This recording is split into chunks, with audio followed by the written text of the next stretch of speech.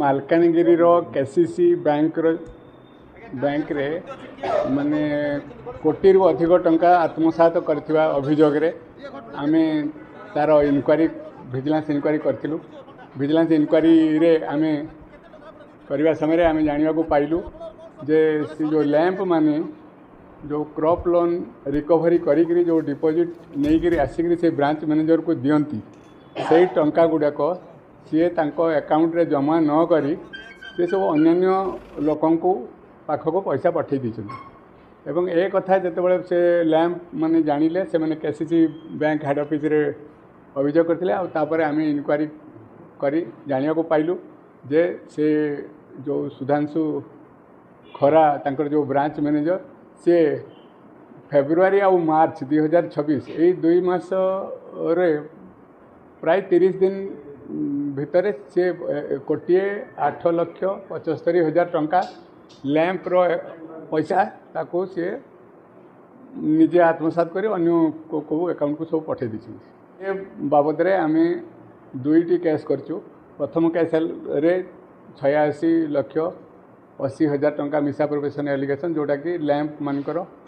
जो crop loan रू recovery करी आनी डिपॉजिट देवा पैसा को आत्मसात करने बाबद रे आउ गोटे 21,95,000 टंका बाबद रे आउ गोटे केस भी आम करूँ जो थे कि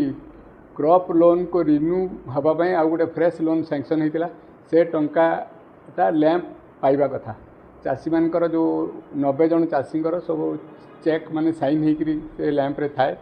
से टंका गुड़ा को लोन रिकूप करने नहीं डिपॉजिट देते केसीसी बैंक रे ये सुधांशु खरा ताकू मध्य आत्मसात कर देते निजे से टंका लैंप रो अकाउंट को न पठेकी से निजे आत्मसात कर देखो से जो टंका जाइए गोटे अकाउंट को पुणी से अकाउंट रो आउ कुआड़ को जाइए